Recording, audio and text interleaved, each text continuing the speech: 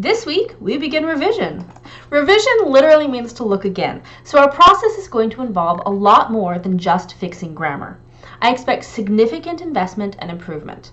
I grade much harder on the revision than I do on the draft, so an A on the draft doesn't guarantee an A on the revision. You're going to have to work for it. There are 4 basic levels to revision, and you can find them all outlined step by step in your module in the revision checklist. This list also matches the grading rubric pretty closely, so it'll help make sure that you get all of the points there. First, you need to start with revising for content. This means looking at the big picture issues. Did you meet the requirements for the assignment in page length, sources, and support? Did you meet the requirements for the genre? In this case, did you write an argument about the cause of a trend? If you wrote about anything other than that, then you're going to need to make significant changes to the essay. Also, check that you stated your argument clearly in a forecasting thesis statement. Remember, subject plus claim plus forecast equals thesis statement. Finally, did you fully support and explain your ideas in the body of the essay? Once you're confident that your content and support are as good as you can get them, you need to revise for organization. Make sure that your ideas are presented in the most helpful order possible, and check to make sure that you're not bouncing from one thing to another and back again. This week's writing exercise will help with this. When your ideas are all in order, then make sure that you are properly guiding your readers. You need to have a focused introduction that hooks the reader, sets up your topic, and lays out your claim. Make sure that each body paragraph has a clear topic sentence and useful transition. Also make sure that each paragraph is actually about the topic that your topic sentence sets up. Easier said than done in some cases. Finally, make sure that you have a full conclusion that sums up your ideas and leaves the reader thinking. This is the last impression that you make on your reader. Don't waste it. By this point in your process, you should have gone through your essay at least twice, probably more. This isn't a quick fix kind of process, so make sure that you leave yourself time to do it well.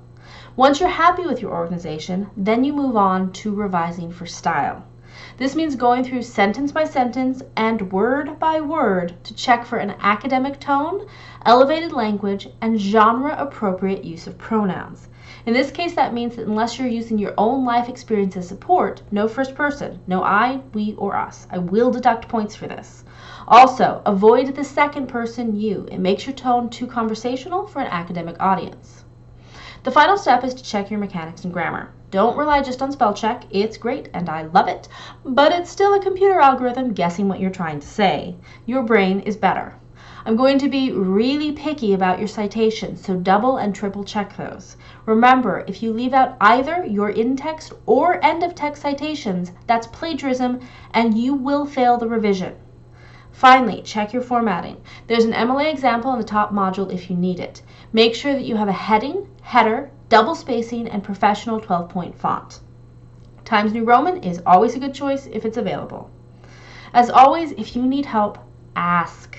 I'll be posting comments on your draft in the next day or so, but I don't want you to wait for those. One goal of this class is to practice revising your own essays. After all, I won't always be there.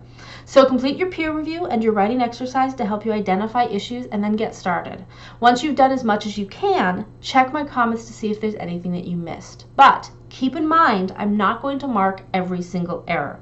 I'll identify the major issues, but it's up to you to make this the best essay that it can be. There's no discussion board this week. Since the college is closed on Monday, I'm giving you a break, but do your best to keep up with your novel. If you need help with anything as you work, you know how to reach me.